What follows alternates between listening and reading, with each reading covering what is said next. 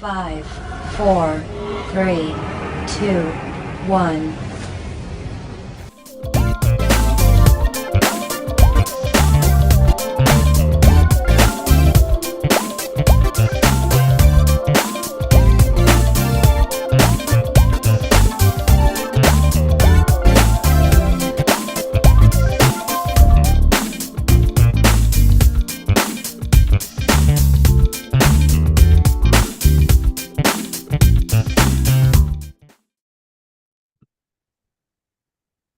Welcome to Our Voices. I have with me a special guest with me. He is the Democrat candidate representing the 57th district in Kanawha County.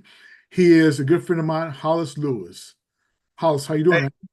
I'm doing well, and thank you for having me on. Again, this is not the first time we've done this, and you know what it's all about. You know Yes, how we sir. do it, so it's going to be fun. Got some Mhm. questions I ask you. Again, you are running for, to keep your seat, the 57th district in Kanawha County. I got some questions I ask you. Um, Please tell all of this audience something about Hollis Lewis. Well, like you mentioned, I am a House of Delegate member representing the 57th district here in Kanawha County that comprises of Fort Hill area in Charleston, a portion of South Charleston, and a portion of Dunbar. In addition to that, my day job, I'm the West Virginia Crisis Intervention Teams Project Director at a nonprofit First Choice, where we try to train law enforcement, first responders, and individuals within the crisis continuum in order to build a better response to persons in crisis. In addition, like sports and different things of that nature. All right, let's get started. Hollis, again, Governor Jim Justice appointed you to that seat. Mhm. And so you are running for this. It's your first election. Well, to keep the seat, basically. Yeah, well, this isn't my first election. As you know, like I ran for magistrate judge a couple years ago. However, this is my first election at the state level. So yeah. Okay. Hollis, what are your three top legislative priorities if elected and why? Okay. The space I've worked in for most of my career has been criminal justice. So I'm looking at issues revolving around criminal justice reform, any issue that involved in order diverting people from the criminal justice system in order to give them help and just equitable justice in general. In addition, economic development. I think that's a key issue for the state of West Virginia, and also anything that has to do with fair labor rights and treating our workers right. How do you plan to tackle the economic challenges that West Virginia is facing right now? Well, I think when we look at economic development within the state of West Virginia, it's not just kind of one issue. It's not just about business per se. Although we want to get those businesses in here, we want to be able to attract businesses. We have to deal with childcare. Companies don't want to come to a place where their employees can't have adequate childcare. We have to deal with our criminal justice issues, such as our drug problem. We have to get a workforce that's ready to work. So all these issues that I previously just discussed, they're all sort of tied to one another. So they all have to be dealt with in order to have a thriving West Virginia. What are your plans to improve the mental health services here in West Virginia? Well, I mean, again, that's a that's a long has, right? But I think that what we have to do, we have to develop emergency sort of mental health emergency rooms or mental health emergency department. We have to develop facilities in which individuals can go immediately and get the services that they need. So I think that's one thing. In addition, like I said, we have to train those law enforcement officers, our first responders, in order to, have a better response to those persons by recognizing certain mental health disorders and being able to connect in the services, um, and build that um, sort of that crisis continuum where they know where these services are. So a lot of times we have these services in our community, but we're a little disconnected from one another. Hollis, how do you plan to improve the education system here in West Virginia? This is something that is very troubling here in West Virginia. Yeah. West Virginia ranked one of the lowest in the nation. If elected, what are your plans to improve the education system here? Well, what I would like to see done, I mean, again, when we talk about education, I'm definitely pro public education, and I want to see our public education facilities and teachers and administrators thrive. So I think we have to look at measures in which we need to pay our teachers more. We're losing a lot of good teachers, even our teachers who are working on those border counties that border Virginia, Ohio. They'll sometimes, or even Maryland, DC, they'll go to those other states to work while living in West Virginia. So we have to pay our teachers more. We have to put more resources into our public education, and even things like charter schools. I'm not necessarily totally against that, but I don't think they should usurp public education. I think maybe that should be reserved for, specialized, like school of performing arts, different things of that nature. But in general, I would say, to answer your question, we have to pay our teachers more. Hollis, infrastructure is a big issue here in West Virginia. Mm-hmm. What would you do to improve the infrastructure here in West Virginia? Again, I'm not an expert on this. I won't pretend to be. This is where I would lean on my colleagues. However, just from my anecdotal experience, I think that we want to make sure that our roads are safe. It's a joke in West Virginia. If you drive swerving, you're driving correctly. If you're driving straight, you might be messing up your car due to potholes. So we want to make sure that our municipalities and our streets and have the resources that they need in order to repair roads and get those things fixed, and making sure our highways are up to date, and make sure in our bridges. I know that's been a big problem here in the past, making sure our bridges are fully repaired and modernized. Hollis, we talk about accountability and transparency. Yeah. Going back to the education system, there's a situation to where kids, minorities, are being suspended at a higher rate than whites, as well as the socioeconomic status where folks that's below the poverty line, they are suspended as well. What would you do to enforce the Department of Education to be accountable and to be transparent with those practices? It's a good question. And I think number one, as you mentioned, we want to be transparent to get our proper statistics and see what demographics are maybe being more punished more punitively than others. And in addition, I think we want to create measures in which maybe we don't need to suspend all kids. Again, I'm sympathetic to teachers, and you don't want somebody in your classroom disrupting the learning environment for other students. But I think we need to figure out ways in which we can keep students in school. And I think maybe the number one thing we could do is figure out, counselors, mental health professionals, to ensure that our students aren't dealing with ancillary issues that really have nothing to do with the school. There's a great program called A Handle with Care. And basically what that program does is that it informs teachers and administrators if this child has had some sort of traumatic experience. For example, if they had law enforcement called to their house the night before, or they've had, ambulance or something went on in their house traumatic, maybe they had a fire, different things like that. It lets that administrators and those teachers know, hey, this kid is dealing with something. So, just go easy today. If he or she wants to put their head down, let them, or they need to break, or they need to go into the council room and talk to somebody. So I think we need to do things like that to actually, address our children's mental health in order to, make sure that we're not just, being too punitive when they may have something else going on at home. Hollis, when it comes to healthcare, there's a big issue here in West Virginia.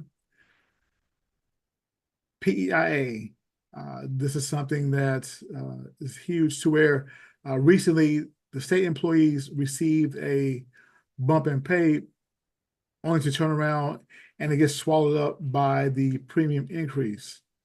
Yeah. How would you tackle that issue? Again, I'm not an expert, but I always think competition is good, and maybe we need to figure out other providers. And again, we need to make sure that we are keeping up with the cost of living.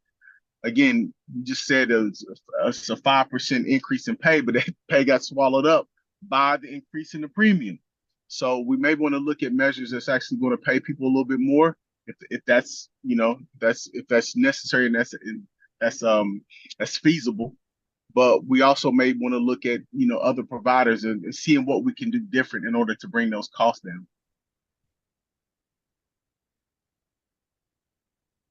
Hollis, another huge question for you. You say that certain areas you're not not an expert in, and that you are willing to work across the aisle. How Yeah. has it been as far as working across the aisle, as far as partisanship? Has it been rough or has it been easy? I think for my first legislative term, or excuse me, my first legislative session, it was surprisingly well. I think most of the issues, Republicans, Democrats, although there aren't many Democrats, we tend to agree on. It's those cultural issues, those issues that really aren't necessarily going to make a big stamp in the lives of people here in West Virginia. So it has been good. I think it can be better, particularly when we're talking about things like PI, when we talk about infrastructure, when we talk about those things, we want to make sure that whatever we're doing for the best interest of the people and not special interests, not just because we think it's the right thing, but it's going to have a benefit to the people of West Virginia. Hollis, how would you go about trying to improve communities, diverse communities, areas to where it's lacking in, say, playground, just basic needs for the constituents in that area? How would you go about trying to improve that area? Well, I mean, that's a good question, and I think that's maybe something that we don't talk enough about. But I would look at things like, what Mayor Goodwin has done in downtown Charleston. I think that's a good example of how we can turn a blighted area into a thriving, vibrant area. So I would look at, what's already been done. I think Mayor Steve Williams is going to good job in Huntington. What's the sort of the transformation that's going on in Wheeling? So I would look at those communities, those cities, those counties who have had success. What Ben Salango has been able to do, and in the county commission, what they did with Shawnee Park. So I would look at successes that we've already had and see how we can mimic those in a variety of areas. The Crown Act, yeah, has been on the table, has been an issue for the past few years.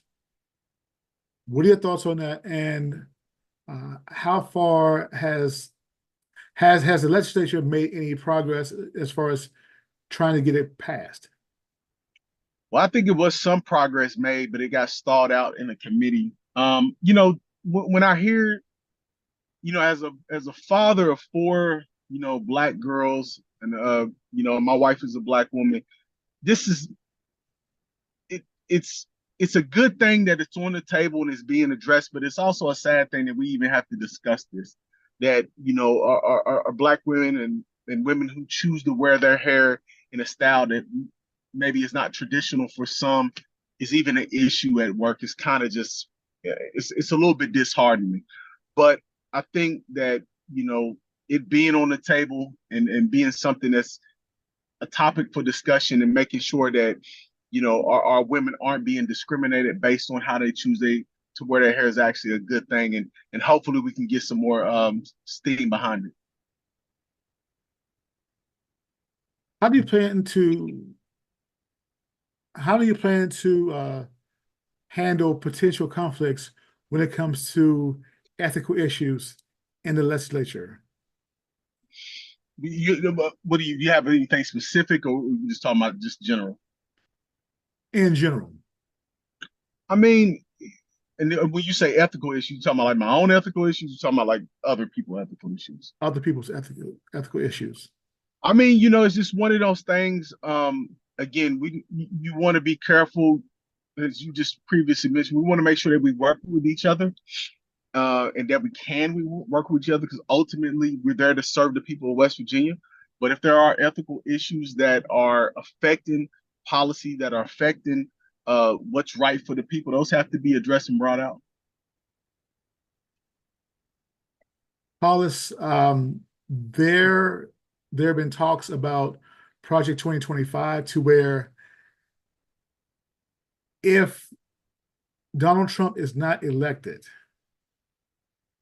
that some of the ideologies of Project 2025 can be imposed on the state.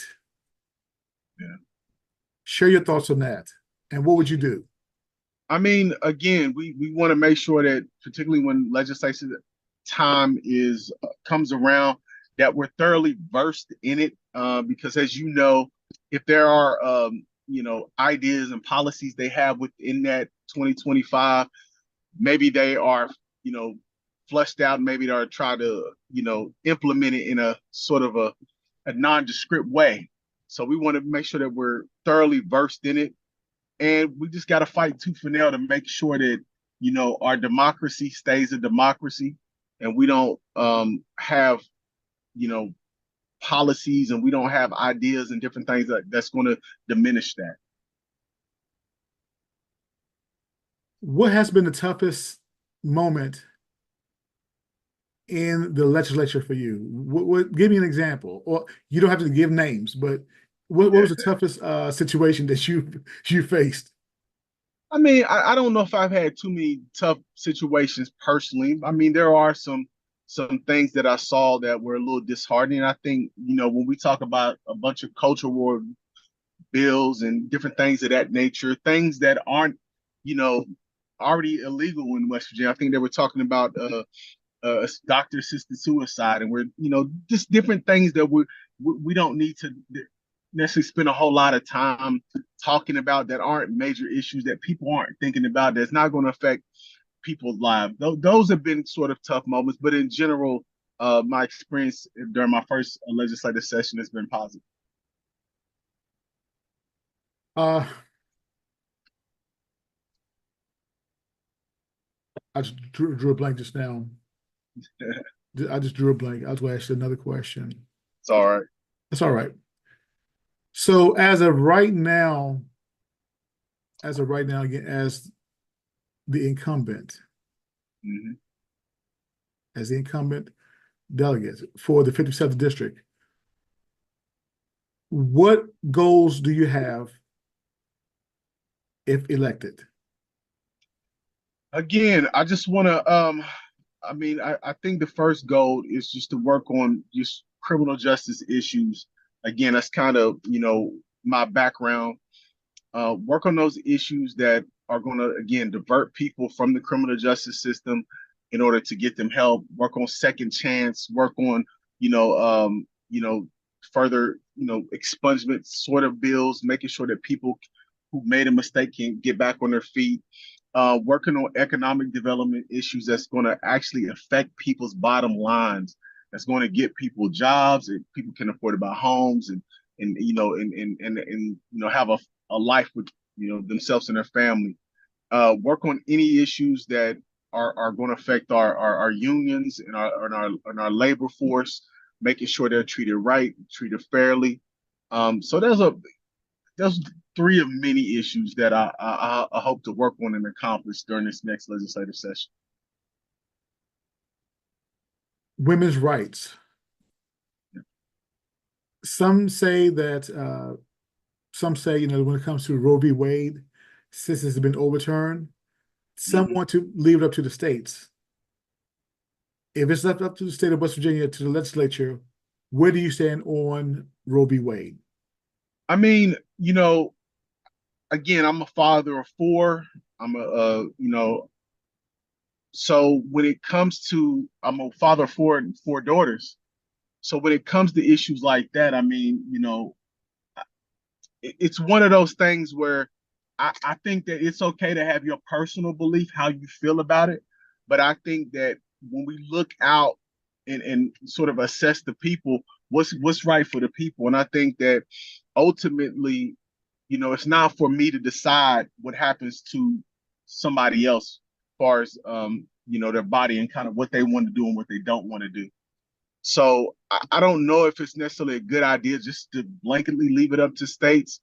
Um, we want to let the people choose, obviously, but I think that ultimately, when it comes to women, we should want to put them in a position where they have autonomy over their body. And in addition, I'll say this: we don't necessarily want to create a black market neither, because if you do an outright ban of abortion, then it creates a black market, right? Where you would maybe have some unscrupulous, medical profession, performing, abortions out their basement. And it also creates an unequitable situation in which, maybe if you have more means, then you're able to travel 2, 3, 4 states over, and you can get a procedure where if you are indigent, then you don't have that option. So I think it creates way more problems as far as a ban on abortion than it attempts to solve. Hollis, what strategies will you take to ensure that you will be engaged with your constituents? Oh man, I'm not, as anybody who's observed me over the past, not just during my time in the House of Delegates, but just, past several years, I'm always out and about in the community. I have an open line. All my social media is public, has my contact information on it. So if anybody wants to get a hold of me, which many people have and continue to do, I'm an open book as far as, getting in contact with me. Let's dabble a little bit in environmental issues, climate change. Yeah. What are your thoughts on that? And where does the legislature stand on climate issues? Well, again, I'm not an expert on that. Delegate Evan Hansen, he would be your man to talk about climate and different things of that nature. All I can say is I think we want to make every effort we can to take care of this earth it's the only earth we got to live on. And, and for companies and different individuals coming in and that may, chemical plants and stuff like that, just be mindful that we don't want to do any more harm than is necessary. So again, I'm not an expert on those type of issues, but I just think we just want to do everything we can do to take care of this earth in this beautiful state of West Virginia. All this, allegedly there has been some unethical dealings as far as handling of public money by the governor. What are your thoughts on that? And would you call for an investigation or audit on that situation? Simply because some say that he hasn't paid his taxes. I don't want to get into somebody's personal, I can't say either way. I just know that, again, if we, when you talk about those sort of issues, I know there was an issue with the employees and the unions down there in Greenbrier. We want to make sure that, that those individuals have health care and we're not doing anything negligently or recklessly to jeopardize those individuals being able to see a doctor and taking care and getting what they paid for. So again, if it has to do with issues like that, then obviously those need to be inquired about. But as far as personally, I couldn't say either way. There's a major issue with clean water, the lack of clean water in McDowell County. Yeah. What steps would you take to turn that around in McDowell County so they can have clean water? Again, that's a terrible, terrible, sad situation. And I think that again, we just want to make sure that we're investigating how that water is not clean and making sure we're taking every step possible, whether it's public, private, in order to be responsible and not pollute the water more, not pollute the water at all, to make sure that individuals down there have clean water. We want to make sure that we're, through our public service commissions or water companies, different things like that, we're taking every step possible to replace our infrastructure, to make sure that's not the issue. Because to me, those are things, that's a fundamental right. Everybody deserves good, clean water, not only for drinking, but for cooking and obviously bathing and doing different things of that nature. Healthcare and affordability. Mm-hmm. What steps would you take to help bring the cost to a reasonable amount to where people can afford healthcare here? Man, that's a good question. And again, I'm not necessarily an expert on sort of the procedural steps that would have to be taken, but I think that, again, getting with my colleagues, we need to do everything we can to bring this cost down because, hardworking, middle class individuals, families should not, have to, spend all their resources just to go see a doctor or if a medical emergency happens. So we need to do everything we can, whether it's state, governmental, however it goes, in order to make sure that individuals, can get the help they need. And not only just the physical help they need, but also I think we need to expand healthcare in order to get our mental health services as well, whether it's preventative or ongoing services. Hollis, final question, and let you go. It's gonna be a tough one. All right, guys. Why should the voters choose Hollis Lewis to be the delegate for the 57th for the legislature? I think I represent the people. Like I said, I've been in this community. This isn't, just me running. You haven't just seen me running. I've been in the community. I've actually coached all three high schools, both high schools and the middle school in this community. I coached the GW, South Charleston, the Dunbar in previous years.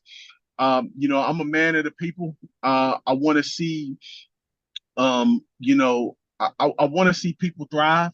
I want to see our workers treated fairly. I think that that's important because, no matter what we just celebrated Labor Day, and no matter what we think we want to do or what ideas we have, if we don't have our men and women who can execute that, then we don't have anything. So I think I represent the very best of what the 57th district in this community is. And I'm here for the people. I'm not here on any agenda. I am here to serve. That's why I got into politics when I was a judge, and I got into right now as a delegate. I am here to serve the people. So I think that's why people should vote for me. And if you want more information, you can look at my website. It's www.hollislewis4wv.com. You can look at my Facebook and Twitter, Instagram, TikTok, all that. You just look up Delegate Lewis or Hollis Lewis. He is Hollis Lewis, representing the 57th district for Kanawha County. He's a Democrat running for legislature. Hollis, thank you very much for coming on Our Voices. You take care. Thank you. Thanks for having me. I appreciate you. All right, don't go anywhere. Hold on. All right.